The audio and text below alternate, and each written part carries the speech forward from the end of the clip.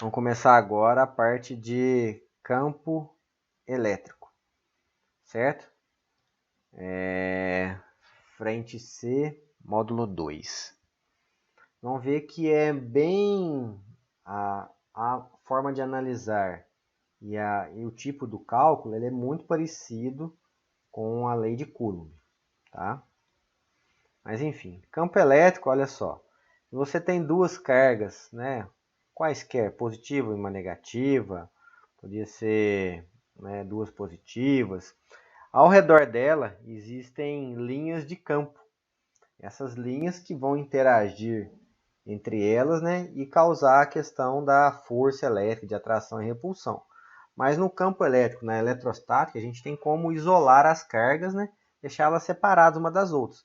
Mas o importante para a gente visualizar aqui inicialmente é a questão de como é o campo elétrico. Vejam só, são linhas que saem e chegam.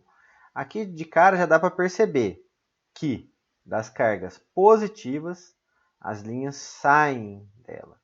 E nas cargas negativas, as linhas chegam nela. Tá vendo? Tem essa diferença. A natureza da carga positiva é divergente, o campo diverge dela. E da negativa é convergente, as linhas convergem para ela.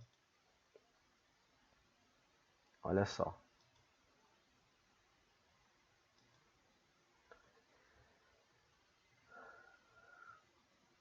Como que a gente detecta a existência de um campo elétrico no espaço? Olha só. Você tem uma carga que é chamada carga fonte ou carga geradora que vai produzir o campo. Se eu colocar uma carga de prova, o que é uma carga de prova? Carga de prova é uma carga de teste. Eu vou testar se aquela região ali tem campo. Então coloco uma carga ali qualquer, pequenininha, né? Seja ela positiva ou negativa. Quando eu colocar ela nessa região, o que vai acontecer? Se ela sofrer a ação de uma força elétrica, seja ela de atração ou de repulsão, é porque naquela região existe um campo elétrico. Tá? Então é a força elétrica que essa carga de prova vai experimentar. Ela vai sofrer. Então se ela sofre a ação ali, tem campo. E é possível calcular. Vamos ver. Olha só. Quando uma carga de prova Q é colocada em um ponto do espaço e sofre a ação de uma força F, dizemos que, por definição, a razão é F porque é igual ao módulo do campo elétrico. Então, vejam só, essa carga de prova ela tem um valor muito pequenino, de maneira que ela não influencie no campo elétrico gerador, que o nosso intuito é verificar se existe ali. Opa, existe, então vamos calcular quanto. Então, a definição formal do campo elétrico E tá aqui, ó, é a força que uma carga experimenta, a força que uma carga de prova está submetida, a força elétrica. Aí vocês pensam, então vou ter que calcular a força elétrica utilizando o valor da carga geradora e o valor da carga de prova, né, e depois dividir esse resultado pela carga de prova? Não, vejam só. Isso aqui é uma maneira de calcular se eu já tiver a força e a carga. Daria para fazer isso, mas tem uma maneira mais eficaz de calcular. Então, primeiramente, daqui o que é importante a gente levar? Se é força por unidade de carga, unidade de força é o Newton e unidade de carga é o Coulomb. Então, o campo elétrico tem sua unidade definida no sistema internacional em Newton por Coulomb. Então, apareceu um Newton por Coulomb aí, estamos falando de campo elétrico. Tá? Posteriormente, nós vamos ver que volt por metro também é unidade de campo elétrico. Tá? Mas a principal aqui para nós no momento é o Newton por Coulomb. Aí.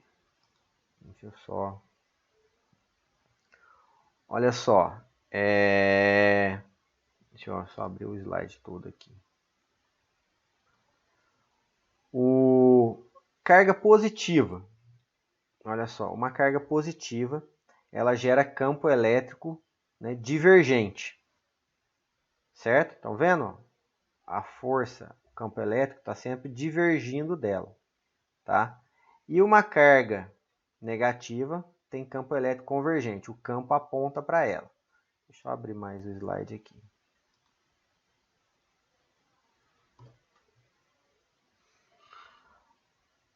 Deixa eu ver um jeito melhor de explicar isso aqui.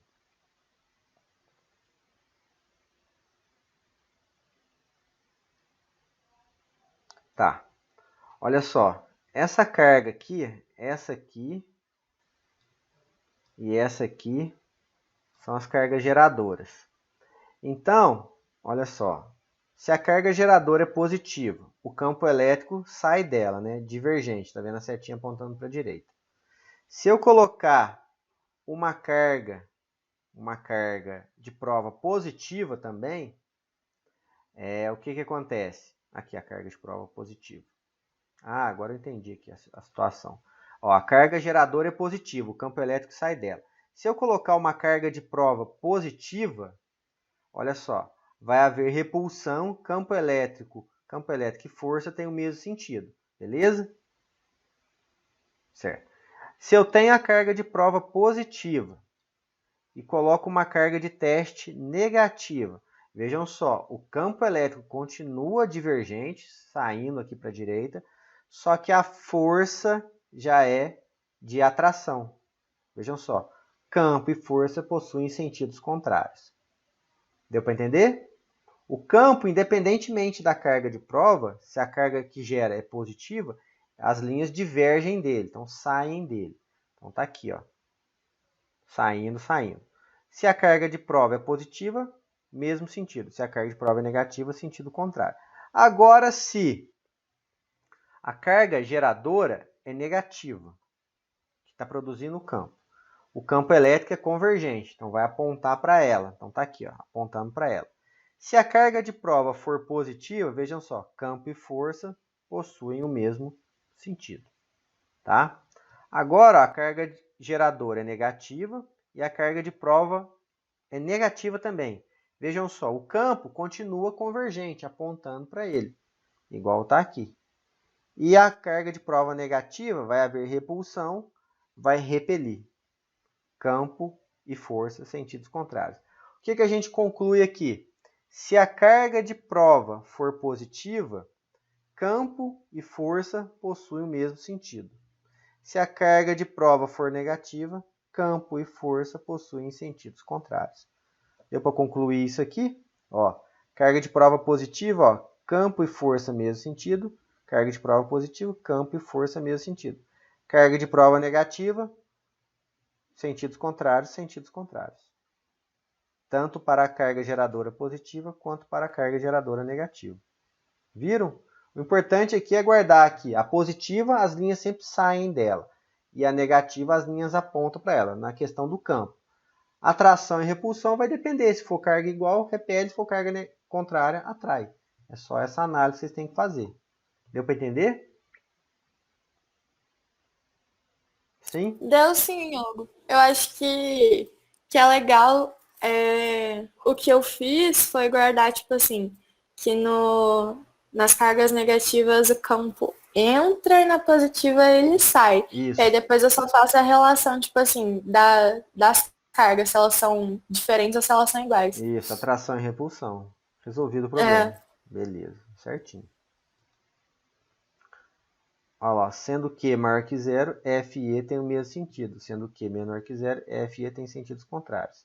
E a direção é sempre a mesma. Vocês sabem diferenciar direção e sentido, né? Com toda certeza. Então, beleza. Claro que a gente sabe, Hugo. Que é isso? A cara das Gimenez. Direção é horizontal ou vertical, inclinado. Sentido é esquerda, direita, para cima, para baixo. Leste, oeste, norte, sul. Tá? Beleza. Partindo da definição formal, né? Ó, campo é força por unidade de carga. Força é kq dividido por distância ao quadrado. Dividido pela carga, vejam só que magnífico. Corta aqui. Campo elétrico, kq d ao quadrado. Então por isso que eu falei, é mais fácil de calcular, porque só tem uma carga. Né? É K, a carga que está produzindo, dividido pela distância ao quadrado. Que distância é essa? É a distância de onde está a carga até onde eu vou calcular o campo.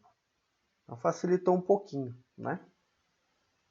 A questão do cálculo só. Né? Aí, ó, a fórmula do campo elétrico. E a unidade dele continua o Newton por Coulomb. Por que na apostila o que está entre módulos? É só para garantir que o valor do campo vai ficar positivo, certo? Vai estar em módulo. Então tá. Aí você vai dizer para mim se ele é divergente, se as linhas saem da carga, se a carga for positiva. Ou se ele é convergente, as linhas entram na carga se ela for negativa. É só para garantir que a resposta vai sair em módulo, que a resposta vai sair positiva, tá? Então é isso. Aqui, como varia com a distância ao quadrado, né? Faz a hipérbole aqui. Eu já falei anteriormente que eventualmente pode aparecer volt por metro, porque E, isso aqui a gente vai ver depois, é V dividido por D. É o potencial pela distância. Potencial é volt, distância é metro, então volt por metro, tá? E quanto mais eu afasto, menor é o campo, variando quadraticamente, né? Que é a distância ao quadrado.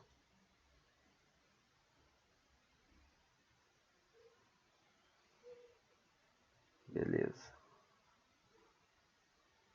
Se eu tiver mais de uma carga produzindo campo elétrico em um determinado ponto de análise, é igual à lei de Coulomb, pessoal. Analisamos separadamente cada uma das influências e somamos o valor no final, tá? Aí acontece igual na lei de Coulomb. Pode ter uma para a direita e uma para cima, né? Aplica o Pitágoras e calcula, não é?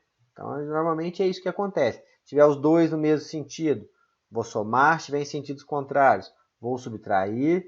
Então, vai depender da situação, mas tem que ficar atento, esperto quanto a isso. Tá? Só lembrar que na positiva a linha vai sair dela, vai sair. Então, no ponto que estiver apontando, vai estar saindo. E se a carga for negativa, vai apontar para dentro dela. Se o ponto está aqui, ó, vai estar no sentido passando por dentro dela. Tá? Apontando para onde está a carga geradora. É isso que vocês precisam guardar de campo elétrico para poder fazer a análise vetorial. Feito isso, entendendo isso, né, a gente fica feliz. Aqui é a questão vetorial. Aqui, as linhas de força, né, tá vendo? O conceito de linhas de força, né, a questão histórica disso aqui, foi introduzido por Michael Faraday, né, grande Faraday no século XIX, e ele queria representar o campo por meio de diagramas. Então aqui, ó, tá vendo? Tá vendo? Ó, falei, acho que deve ser a 38ª vez que eu falo. Né, lá, carga positiva, as linhas saindo, tá vendo? Nas figuras A e B, né?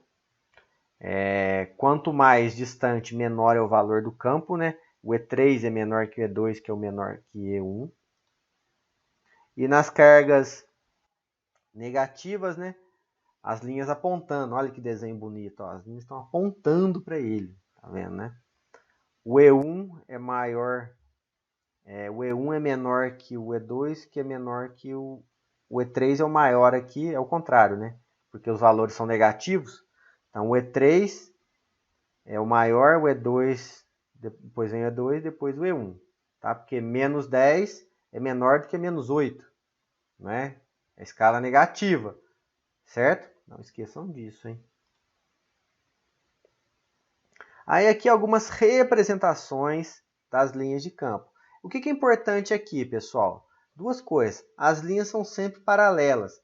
Ou seja, ela não pelota uma com a outra, não. Tá? Não cruza, não. Sempre paralelas. Se a carga está sozinha, tranquila lá no espaço, a linha vai embora. Se eu tenho cargas próximas, as linhas que saem da positiva vão chegar na negativa. Tá? Se as cargas forem de mesmo valor, todas da positiva chegam na negativa.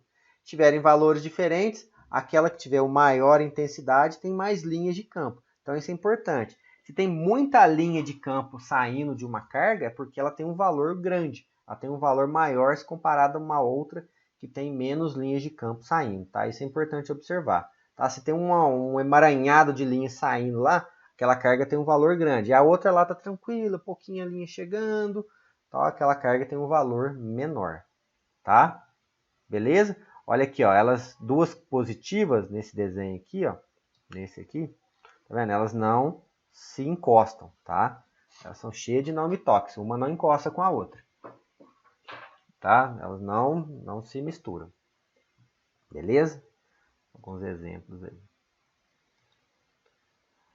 Uma linha sempre tangencia, tudo que eu falei. Quanto maior a distância, menor. Perpendiculares, tarará, tarará. Olha aqui. Toda a representação. Só ver aqui.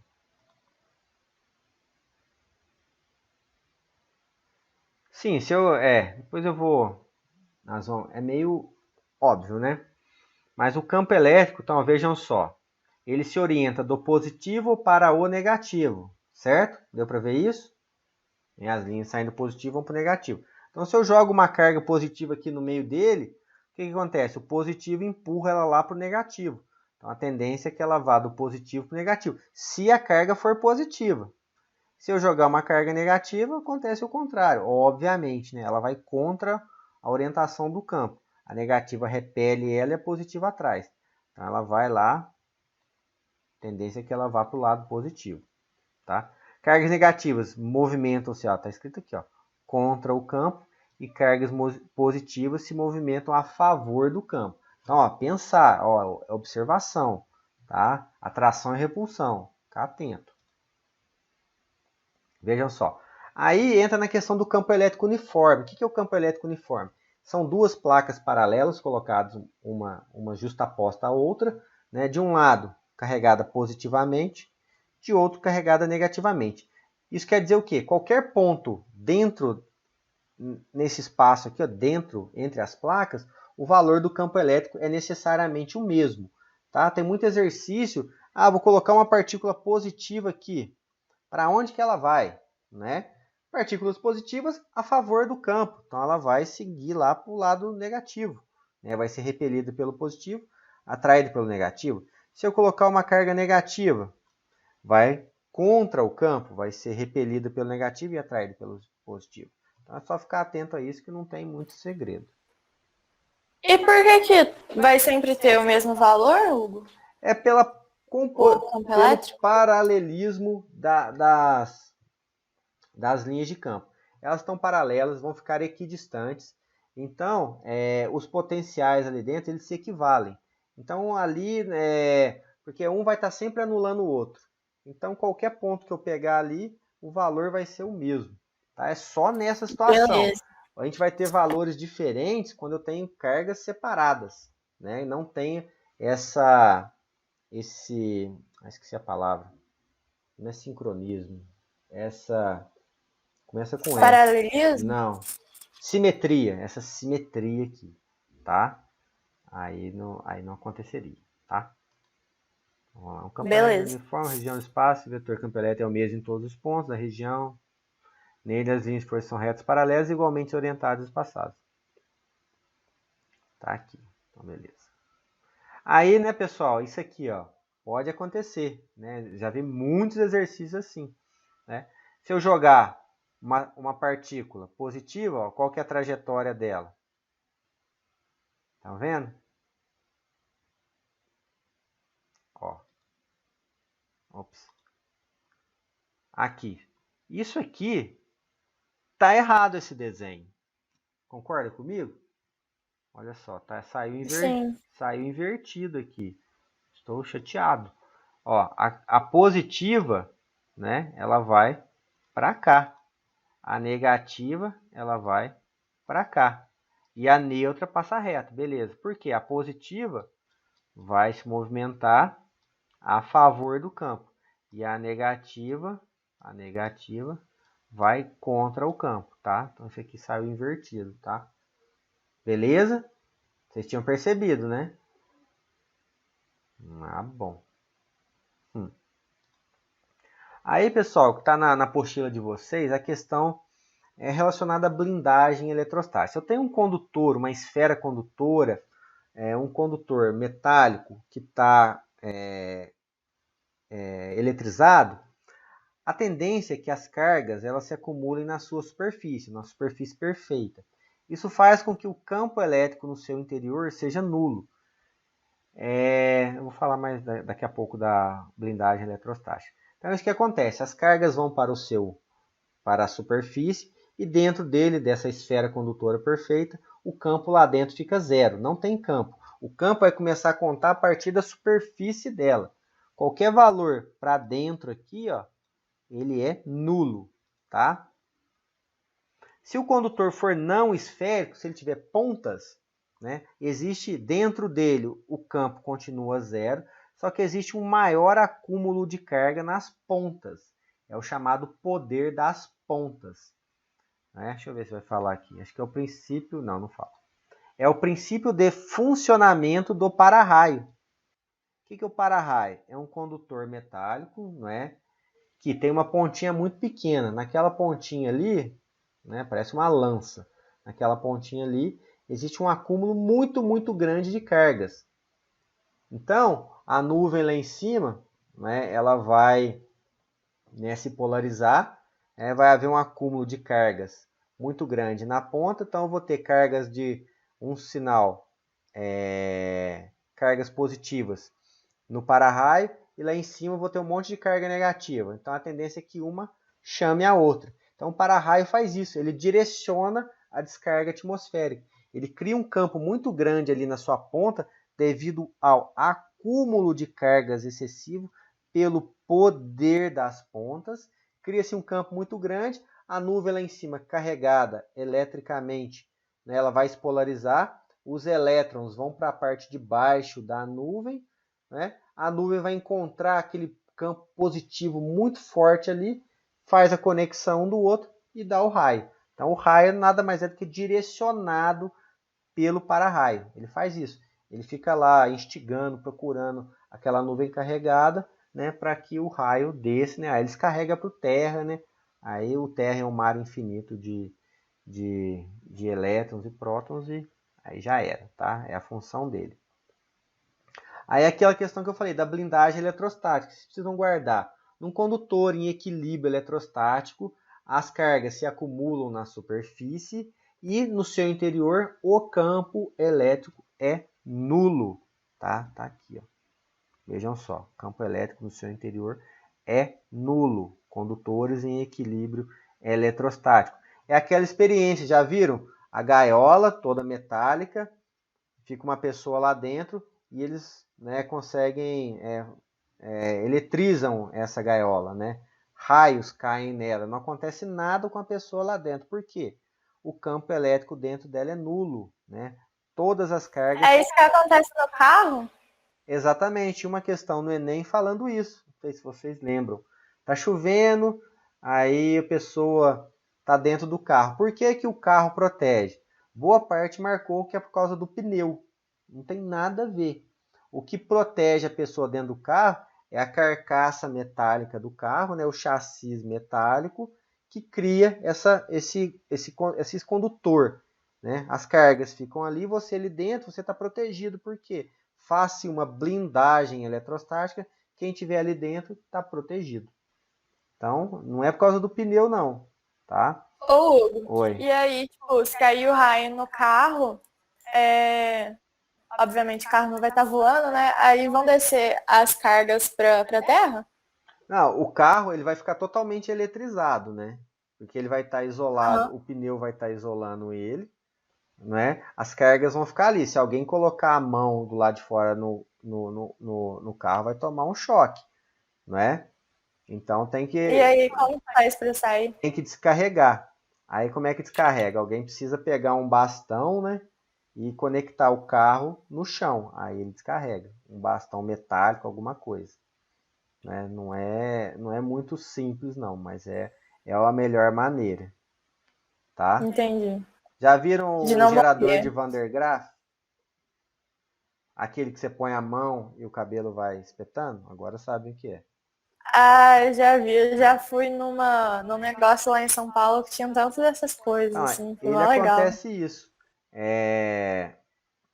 Você eletriza ele e as cargas ficam todas ali no seu externo. Se você for lá colocar a mão, você toma aquela descargazinha, né? Dá um choquinho, né? Igual que você toma no carro de manhã, quando ele, em dias secos, né? Aí tem um bastão lá, a gente encosta nele, aí ele descarrega pro terra, tá? Aí aqui tem algumas orientações, ó. Se estiver chovendo muito, ficar dentro de casa e não tocar em objetos metálicos. Evite topo de morros e espaços abertos. Fique longe de árvores isoladas, mastros, bandeiras e cercas de arame, pois eles atuam como para-raios, viu? Se estiver chovendo, a pessoa vai esconder debaixo da árvore. Lá é o ideal para o raio cair, né? Olha lá, fique dentro de um veículo automotor. Estará protegido uma vez que ele funciona como uma gaiola de Faraday. Se estiver perto de muita água, lagoa, por exemplo, saia de perto dela o mais rápido que puder, né? Porque atrai também. Se nada disso for possível, fique agachado com os pés juntos e abrace as pernas. Assim você diminui a área, né? Você fica ali encolhidinho, é mais difícil o raio, né, te acertar. Beleza?